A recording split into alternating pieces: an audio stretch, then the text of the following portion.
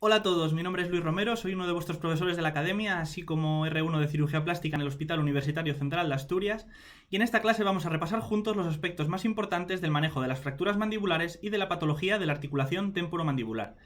Este es el esquema de la clase del día de hoy. Comenzaremos hablando de las fracturas de mandíbula y a continuación nos introduciremos en la patología de la articulación temporomandibular. Dentro de ella desarrollaremos el síndrome de dolor-disfunción del ATM, la luxación anterior del menisco, la anquilosis del ATM y la luxación de la articulación temporomandibular. Para finalizar os traigo en una diapositiva de repaso final aquellos datos más importantes que no se os pueden olvidar de la clase de hoy, porque estoy seguro de que os los preguntarán en vuestro próximo examen MIR. Comenzamos con las fracturas de mandíbula, y lo primero que quiero que recordéis es que son las segundas fracturas faciales en frecuencia tras las nasales, y dentro de las fracturas mandibulares las más frecuentes son las fracturas del cóndilo. Estos pacientes acudirán por una clínica de maloclusión, que consiste en que los dientes superiores e inferiores no encajan como antes, así como dolor, inflamación y movilidad anormal, y quiero que recordéis, para identificarlo en los casos clínicos, que en el caso de las fracturas del cóndilo, cuando pidamos al paciente que abra la boca, el mentón se desviará hacia el lado lesionado. Además, en el caso de los niños se pueden producir alteraciones secundarias del crecimiento mandibular. Y aquí os traigo una imagen de lo que se denomina una mordida abierta anterior, que puede aparecer como secuela de una fractura mandibular maltratada. En cuanto al diagnóstico radiológico, la mejor proyección se obtiene mediante ortopantomografía, como esta que os traigo aquí, en la que se ve una fractura mandibular parasinfisaria derecha, si bien es cierto que para evaluar fracturas de cóndilo también se utiliza el TAC. El tratamiento no siempre es quirúrgico, ya que algunas fracturas intracapsulares de cóndilo se prefiere tratarlas mediante dieta blanda y rehabilitación inmediata para evitar anquilosis de la articulación,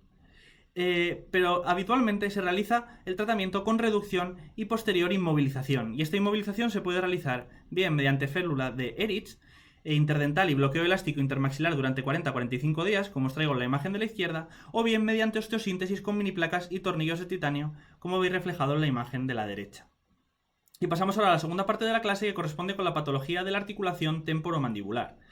Y comenzamos con el síndrome de dolor-disfunción del ATM, que es más frecuente en mujeres jóvenes con temperamento nervioso, y es característica la presencia en estos pacientes de hábitos parafuncionales, sobre todo bruxismo. La clínica será de dolor en la región de la articulación temporomandibular por delante del oído o incluso irradiado a los músculos de masticación. Es típico también la otalgia refleja. De hecho, ante una otalgia aislada con tímpano y conducto auditivo externo normal, debemos descartar un síndrome de dolor-disfunción de la ATM. Y estos pacientes presentan limitación a la apertura de la boca y a los movimientos de lateralidad.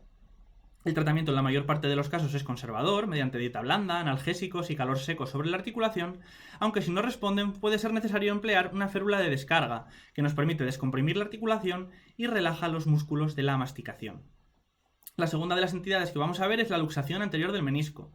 en la que existen dos tipos. El primero, en el que existe una reposición espontánea del menisco al abrir la boca y observaremos un chasquido a la exploración, y la segunda y más importante es aquella en la que no hay reposición espontánea del menisco y se produce un bloqueo articular agudo. Y en estos pacientes, en los que se produce una luxación anterior del menisco sin reposición espontánea del mismo, acudirán por una disfunción de la apertura bucal, dolor en la región de la articulación temporomandibular y desviación de la boca al lado enfermo. El diagnóstico se realiza con resonancia magnética, como esta que os traigo aquí, en la que observamos la posición del menisco anormal, que está luxado anteriormente, y el tratamiento no siempre es quirúrgico, aunque a veces sí que es necesario recurrir a la cirugía, y se realizan artrocentesis, artroscopia y reposición y sutura del menisco desplazado. De la anquilosis de la articulación temporomandibular quiero que recordéis que existen dos tipos, fibrosa y ósea, y que en la fibrosa hay una limitación indolora a la apertura de la boca debido a tejido fibroso que fija el cóndilo al disco y el disco a la fosa articular, y en la ósea la articulación está totalmente inmóvil y se debe en este caso a una proliferación de hueso que fija el cóndilo al hueso de la fosa temporal. En el caso de la anquilosis ósea puede haber antecedente traumático o de artrosis séptica en el paciente. Y la última de las entidades que vamos a ver hoy es la luxación de la articulación temporomandibular. Y en primer lugar quiero que repasemos cómo es el proceso de apertura de la boca. Y es que en primer lugar se produce un movimiento de rotación del cóndilo en la cavidad glenoidea del temporal y en segundo lugar un movimiento de traslocación del cóndilo hacia adelante. Y es en este segundo movimiento de traslocación en el que si el movimiento sobrepasa el límite anterior, que es la eminencia temporal, puede aparecer una luxación articular.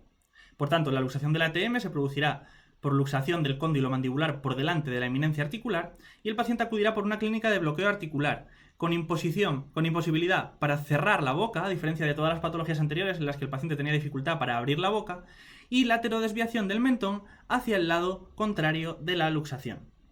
En algunos pacientes puede acontecer una luxación recidivante que cursará con dolor, hipermovilidad de la articulación e historia de luxaciones repetidas.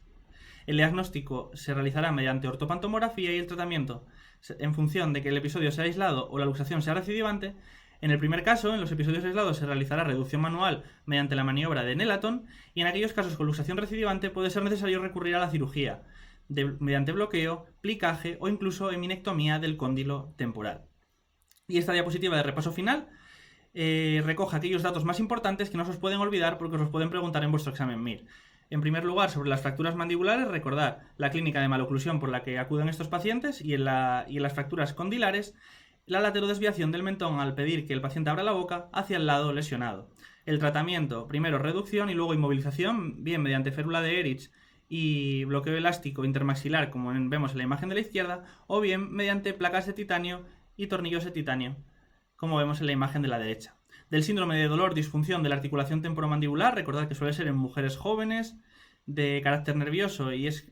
típico que tengan bruxismo y tienen limitación para la apertura de la boca. En cuanto a la luxación anterior del menisco de la articulación temporomandibular, recordad que estos pacientes presentan dolor en la articulación, así como limitación para abrir la boca.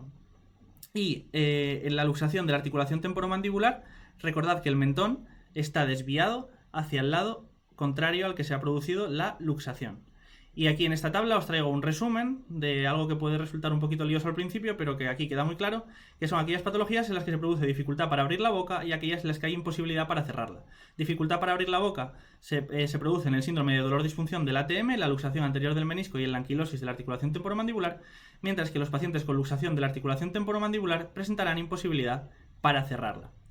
Y esto es todo por hoy, espero que la clase os haya sido de utilidad. Muchas gracias por vuestra atención, mucho ánimo con el estudio, mucha suerte y hasta la próxima.